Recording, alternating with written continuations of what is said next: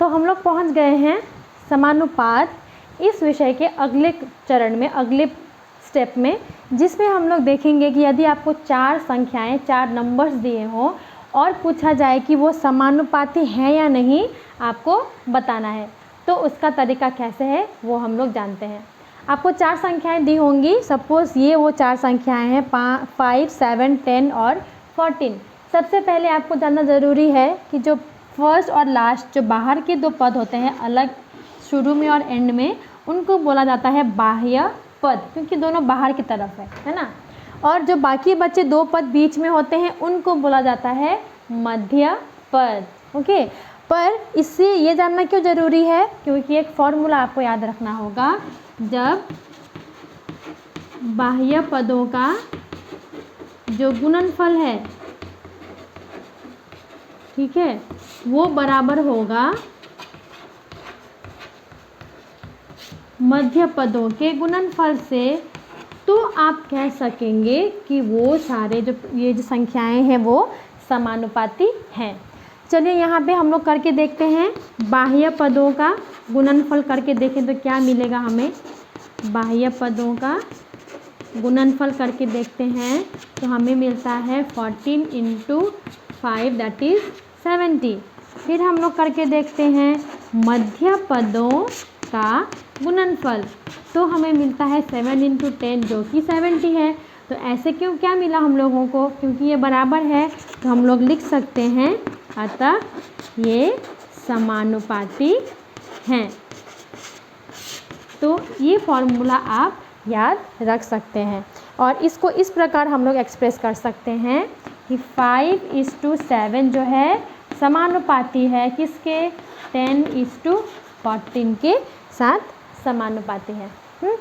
अब एक और तरीका है, इन चारों नंबर्स को हम बाकी भी और 3 तरीके से अरेंज कर सकते हैं और देखते हैं कि वो भी समानुपाती ही होंगे।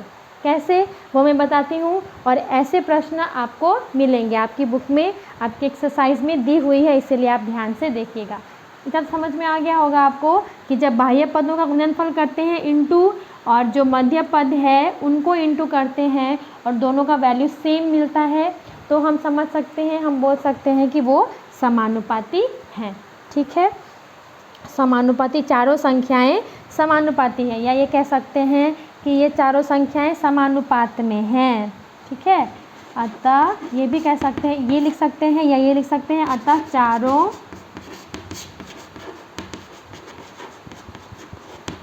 संख्याएं समानुपात में है।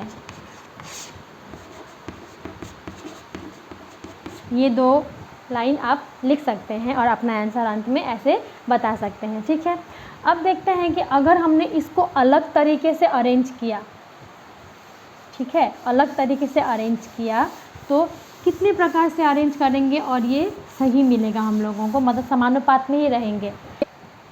तो इस प्रकार हमने देखा कि 4 संख्याएं समानुपाती हैं या नहीं, वो आपको कैसे पता करनी है। अब हम देखेंगे कि उन्हीं 4 संख्याओं को अगर अलग अलग तरह से हम लोग अरेंज करेंगे तो भी क्या वो संख्याएं समानुपात में रहती हैं। चलिए देखते हैं।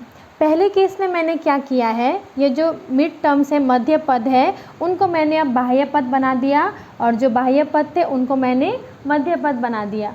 तो भी मैंने क्या देखा कि मतलब बाह्य पद का गुणनफल 10 × 7 और मध्य पद का गुणनफल जो है वो भी 70। तो इस प्रकार दोनों गुणनफल सेम आए, मतलब अभी भी ये समानुपात में होंगे। अब इसी तरह हम लोग फिर से इन दोनों का जगह रिवर्स कर देते हैं। 10 को 7 की जगह, 7 को 10 की जगह लगाकर मैंने देखा तो भी मुझे क्या मिला, 10 × 7 और यहाँ पे 14 × 5, तो भी मुझे 70 = 70, तब भी ये समानुपात में होंगे, है ना। अब 10 को कौन सी जगह में बैठने का मौका नहीं मिला, सेकंड पोजीशन में, इसीलिए मैं अब इसको सेकंड में रखती हूँ। और 7 को थर्ड पोजीशन में बैठने का मौका नहीं मिला तो मैं 7 को यहाँ रखती हूँ, है ना। यहाँ देखिए 7 या सेकंड में रह चुका है, फर्स्ट में रह चुका है, लास्ट में रह चुका है, बस थर्ड में रहने का मौका नहीं मिला तो वहाँ रख देंगे।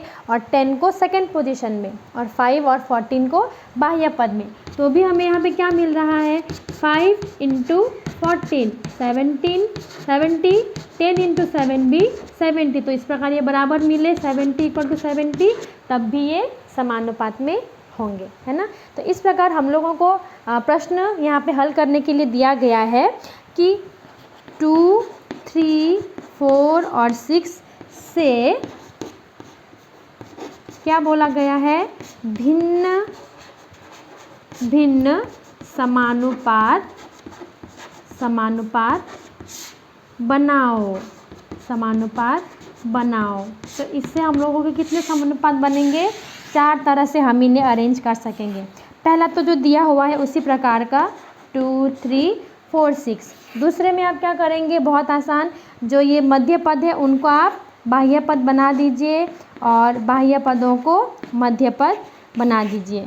तीसरे केस में आप क्या करेंगे, ये जो पोजीशंस है उनको आप बस रिवर्स कर दीजिए, 2, 4 को एक साथ और 3, 6 को इधर। जिसको जिस पोजीशन में बैठने का मौका नहीं मिला बस आप वहाँ उसको रखते जाइए। अब यहाँ से क्या पता चल रहा है हम लोगों को कि 2 को कौन सा पोजीशन नहीं मिला, 2 को सेकंड पोजीशन मिल चुका, फर्स्ट पोजीशन मिल चुका, 2, 4, 3, 6। अब हम लोग करेंगे 4, 2, 6, 3। तो इस प्रकार हमें मिले। यहाँ देखेंगे तो हम लोग क्या मिलेगा, यहाँ पे आपको लिखना है बाह्य पद कौन से हैं, मध्य पद कौन से हैं, और बाह्य पदों का गुणनफल मध्य पद का गुणनफल समान हो रहा है या नहीं, समानुपात में है या नहीं, वो आपको देखना है। 6 2 = 12, 4 3 = 12 समान है, 4 3 = 12, 6 2 = 12 समान है। यहाँ भी 6 2 = 12, 4 3 = 12, 4 3 = 12, 6 2 = 12। इस तरह हमने देखा कि ये चारों केसेस में भी क्या होंगे, ये समानुपाती ही होंगे। तो ऐसे अगर 4 नंबर्स आपको दिए हैं उसके भिन्न भिन्न समानुपात बनाओ कहा जाएगा आपको, तो आप इसको ऐसे अरेंज करके अलग अलग समानुपात बना सकते हैं और गुना करके भी आपको दिखाना होगा कि वो समानुपात में सही सही आए या नहीं, और उसको भिन्न के रूप में, फ्रैक्शन के रूप में भी लिख के दिखाने के लिए कहा गया है। तो इस प्रकार हमने जो नंबर्स से रिलेटेड जो समानुपाती जो पद हैं उनको कैसे सॉल्व करना, कैसे जानना कि वह प्रपोर्शन में समानुपात में है या नहीं, वो हमने देखा। अब अगर नंबर्स ऐसे नहीं दिए हों, सपोज़ कोई बीजगणितीय नंबर हो, अननोन वेरिएबल नंबर हो, अननोन नंबर हो जिसका कि वैल्यू आपको पता नहीं, जिसको हम लोग गणित की भाषा में ए कभी एक्स मानकर काम करते आते हैं, है ना, काम किया है आपने, ऐसे ए मान लिया, एक्स मान लिया। तो ऐसे नंबर भी अगर समानुपात में है, प्रपोर्शन में है, तो उनको कैसे एक्सप्रेस करते हैं वो हम लोग देखेंगे। बस बहुत ही आसान है, इसी तरह का है, कोई मुश्किल नहीं उसमें। सपोज़ माना कि मैंने ए, बी, सी और डी 4 नंबर्स हैं, 4 अलग अलग संख्याएं हैं। कौन कौन सी वो संख्याएं हैं, ए, बी, सी और हैं डी। तो इसको समानुपात में है, ये क्या है, समानुपात।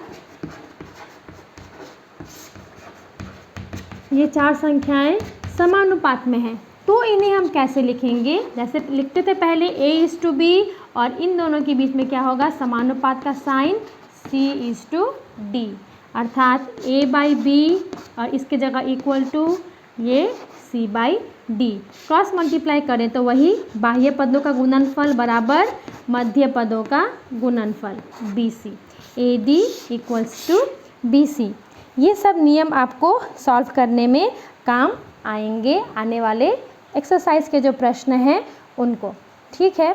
लेकिन अगर कभी ऐसा हुआ कि A:B प्रपोर्शन में है B:C, इसका अर्थात जो इधर जो मध्य पद है दोनों एक समान है, एक ही तरह का है, एक ही नंबर है, तो इस केस में क्या हो जाता है, A/B = B/C।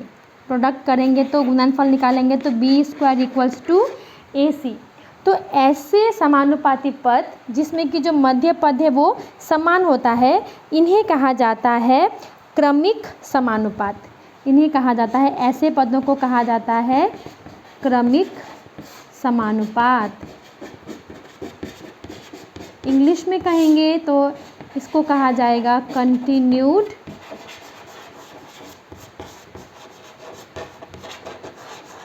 प्रपोर्शन, इन्हें कहा जाएगा कंटिन्यूड प्रपोर्शन में है जब मध्य पद एक समान होते हैं। जैसे कि मैं एक एग्जांपल दे के देखती हूँ, 3, 6 और 12 बोला गया है कि क्रमिक समानुपात है या नहीं, देखें। 3, 6 और 12